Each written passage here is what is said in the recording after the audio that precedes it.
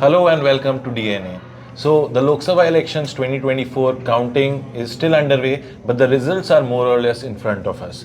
NDA is not going to win 400 seats as it was claimed earlier. It would finish somewhere a little less than 300 from what it seems.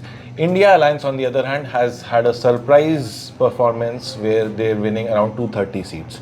So today, right now in this particular session, we have with us Arcelor Srivastav, who is an economist, and we'll be talking about the economic side of the mandate 2024, what it means for India, what it means for the BJP's ambitions in terms of economic policies and reforms, and what it means for the people. What do they stand to get in the next 5 years? So Vatsalya, we'll start with the BJP's legacy reforms, what they were trying to make, and this being the third term, much was expected will happen in this term, and they were expecting an increased majority. So, what do you think? How does this result place BJP now? Right. So this is a very interesting thing, right? Because typically the market always thinks of a BJP-led government as being more pro-market than what the opposition would have been. Which is why even the markets responded very positively, as you saw to the exit polls yesterday, in the expectation that if they do indeed come back with a larger majority, a lot of the legacy structural reforms issue, things like labor laws, there were conversations about farm laws coming back in some form or the other. Of course, not the same way that it came earlier, along with a bunch of other things that have to be done to make sure that we retain the capability to compete with the international markets. Now, with the numbers being as they are, as we were also talking previously, of course, this does not change the fact that there will be continuity. So from that perspective, this is a good thing, that we should not be concerned about any structural breaks. For instance, they were trying to be more pro-market, and now all of a sudden the government will step back.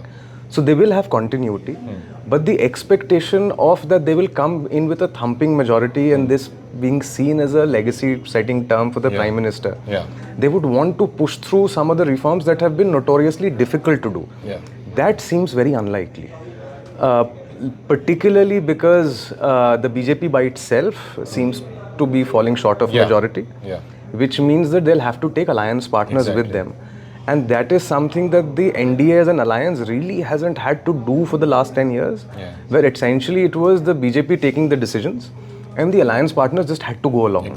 Now this time they can be a critical distinguishing factor, which, I mean, this particular case, the biggest winner seems to be TDP, and Mr. Naidu coming in.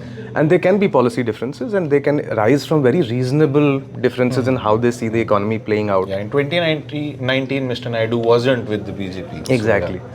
And in that respect, I think some of the enormous amount of optimism that we have had, at least when it comes to the macro numbers of the economy, that we are becoming a bigger economy, the entire conversation about being the fifth largest, about to become the fourth largest. This was something that the government also really highlighted for everyone. All of that was predicated on the process of reforms continuing in the direction in which people expected them to go. Given that now that is not going to be as straightforward as it was presumed, some of the numbers will have to be relooked. Some of the areas in which we had expected large-scale reforms will also have to be, because all of them, they had been pushed out for the last 10 years because there were thorny issues. Which means that it is possible that these thorny issues will continue to be parked. What impact does that have on investor sentiment in terms of how are people looking at India? That will have to be reassessed in the coming days. Okay, so moving on, one thing that the BJP was doing, as you said, they would put on a brave face and put on very strong reforms. They would take strong actions, take strong steps, and some of those reforms were like that. So, do you think now that the BJP might not be in a position to take such strong and legacy reforms and the partners would just have to go on, do you think that this would bring a new attitude in from the Modi government, if a Modi 3.0 which is going to come in? So do you think the face of the reforms would also change somehow? They would have to. You would expect that, for instance, look at something as like the Farm Acts. Now, I can speak at least for a lot of people in my community of economists, that most of us thought that it isn't the worst idea. We could have disagreed with things on the margin, but the understanding was that this is for the long run improvement of efficiencies in the Indian agricultural space. However, even in a position where they had absolute majority within the party, they had to backtrack from it. Now, to expect that in its now slightly changed state where they now have to take along other people with them. One, that's unlikely to happen. Second, it also puts a new challenge in front of this leadership team that the BJP has now had for the last 10 years, and it's been remarkably stable. That it is one thing to rule by diktat, where you say that I'm so powerful, I say something, it must happen. Even if I have to take a step back, that is a decision that essentially I have to take by myself. So I can wait for 6 months for, say, the capital to be blockaded and then arrive at the conclusion that I don't want to push this forward. Now, this requires some nuance in terms of taking people along, forming coalitions which may not always be from your existing coalition partners.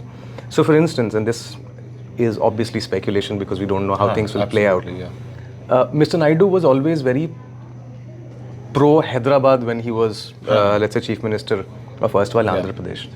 So he seemed to be one of the first Chief Ministers in India who understood that if you want to drive economic change in the era that we live in, it will happen in your cities. It will have to be focused on your cities. The farm area or the agricultural sector, remember the old thing that we were told that India lives in her villages? He understood that India may live in her villages today, but she doesn't always want to continue living there. So a lot of people want to move to the cities. It is the absence of opportunities that they continue to live in the hinterland. And therefore, there was a lot of push towards Hyderabad. Now, of course, there are claims that he also lost some of his electoral base because he did not give adequate attention to the hinterland and so on. But he at least understood the principle.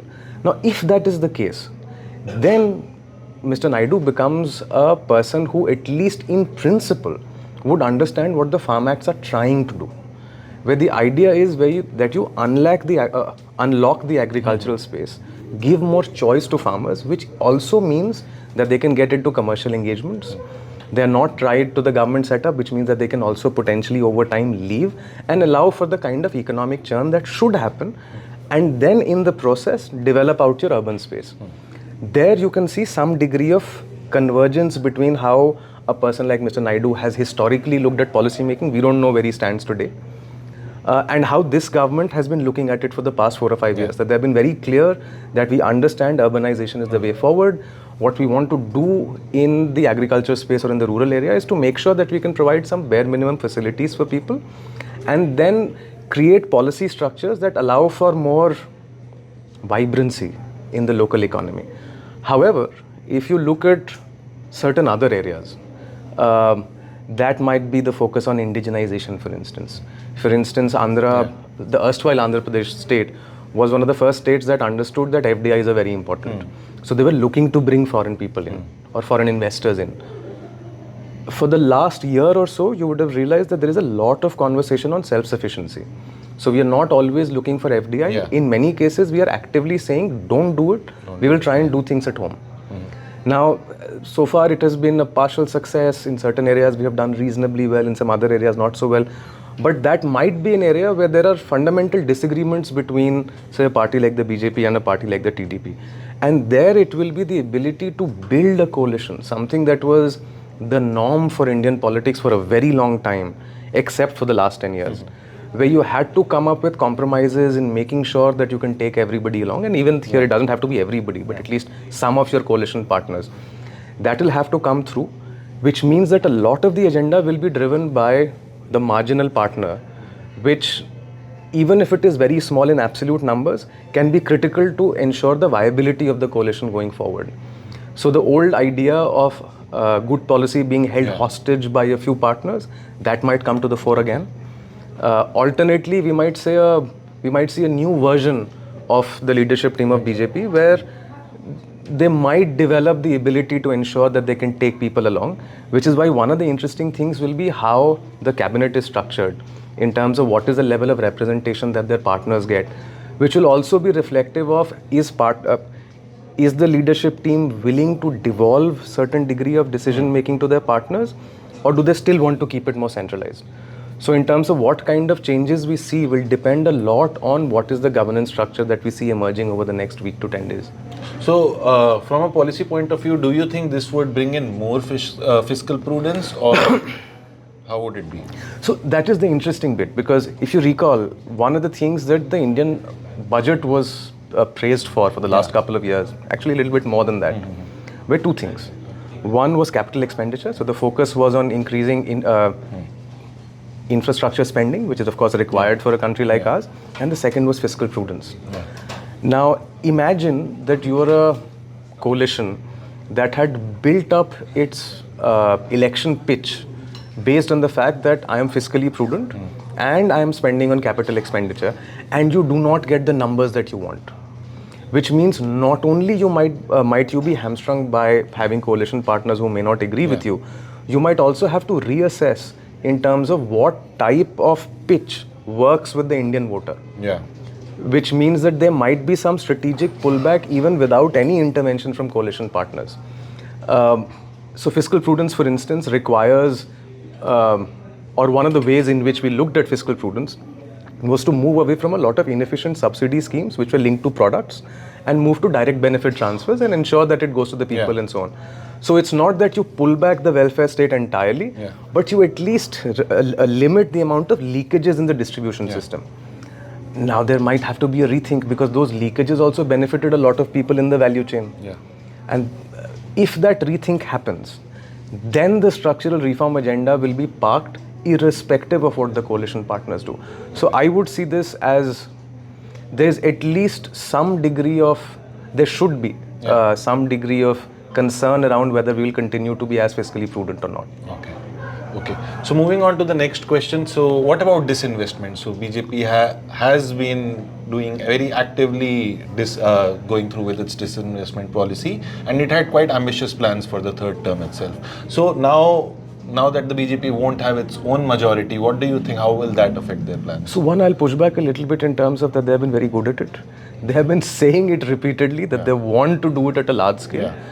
In effect, the largest success so far has been Air India.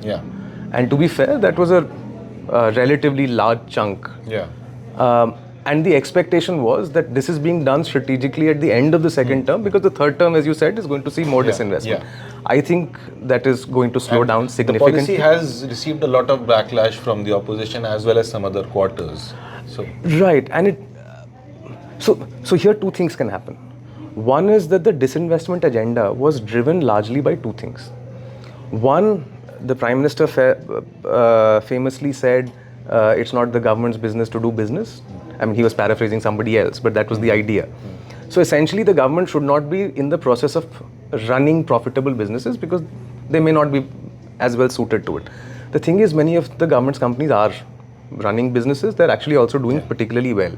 For anybody who looks at the stock markets, and you were prudent enough to have put in some of your money in some of the high-profile PSU stocks in the last 3-4 years, your money was money well invested. You've gotten multiple rounds of returns.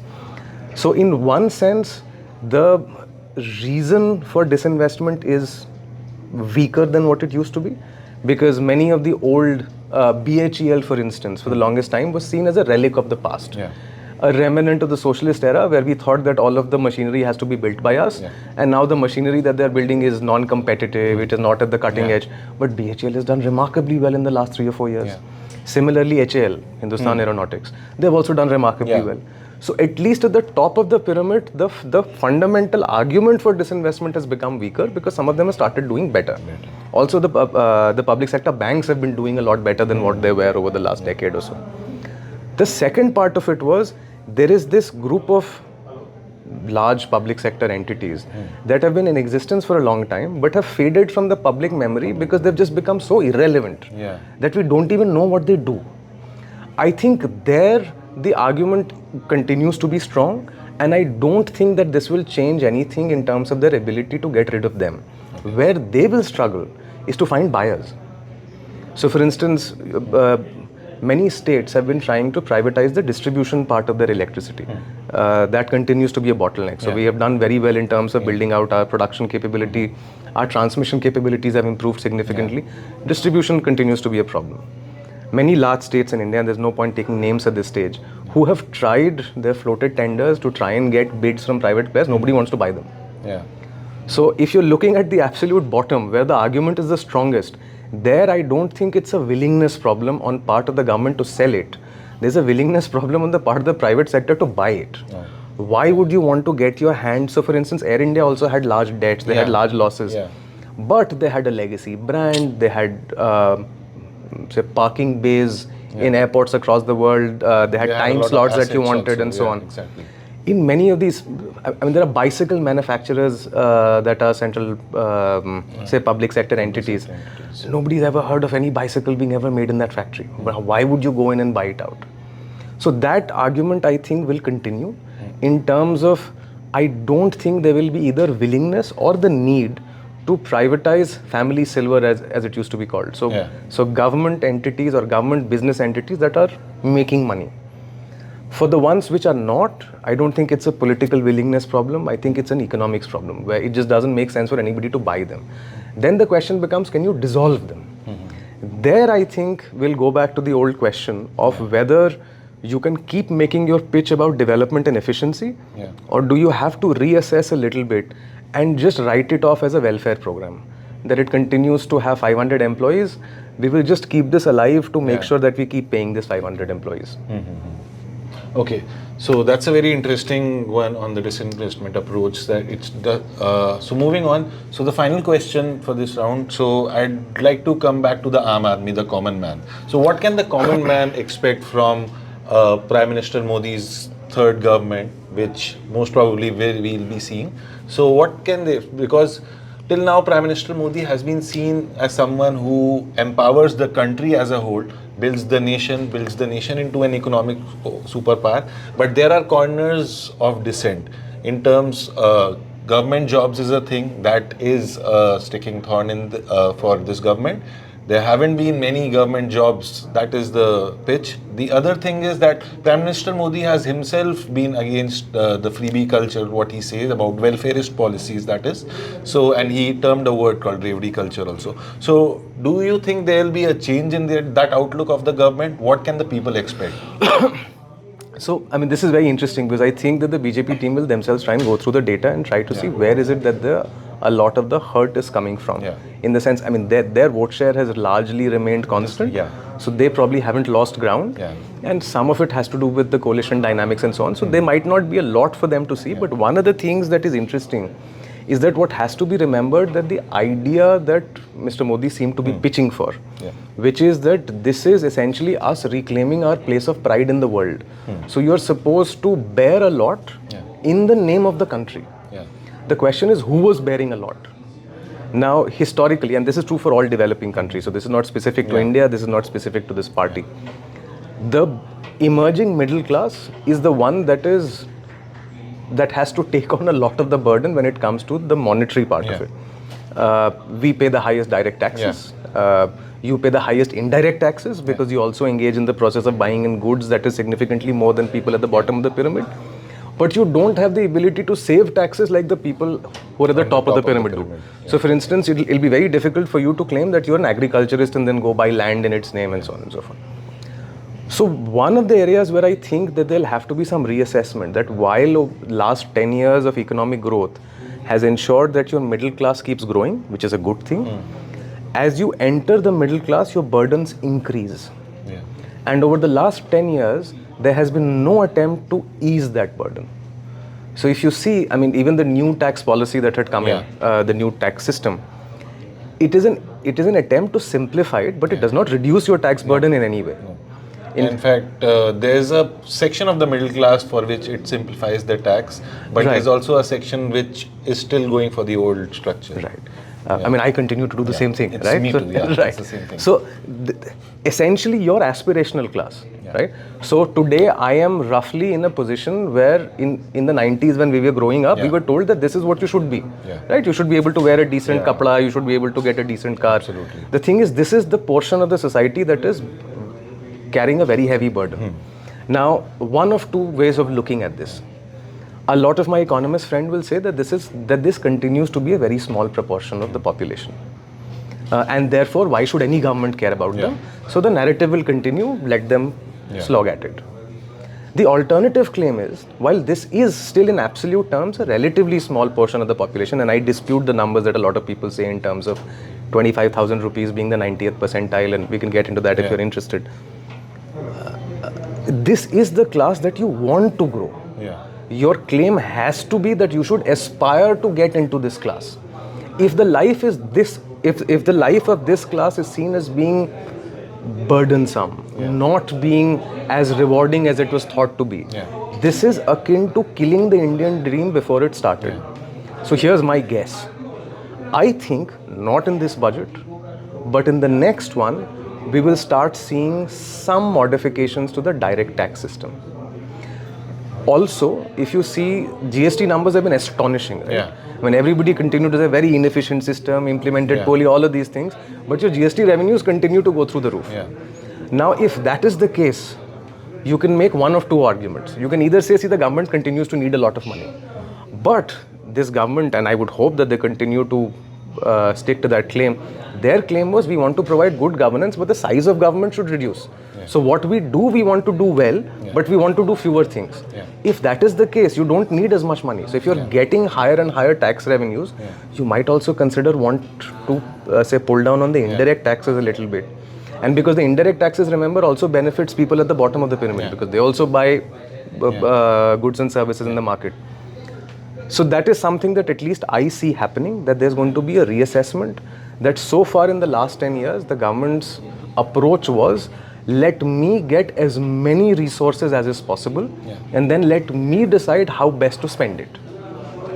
Given that that has created an environment where although I can enjoy a better highway, but my tax rate has not changed and now I'm paying toll at the highways.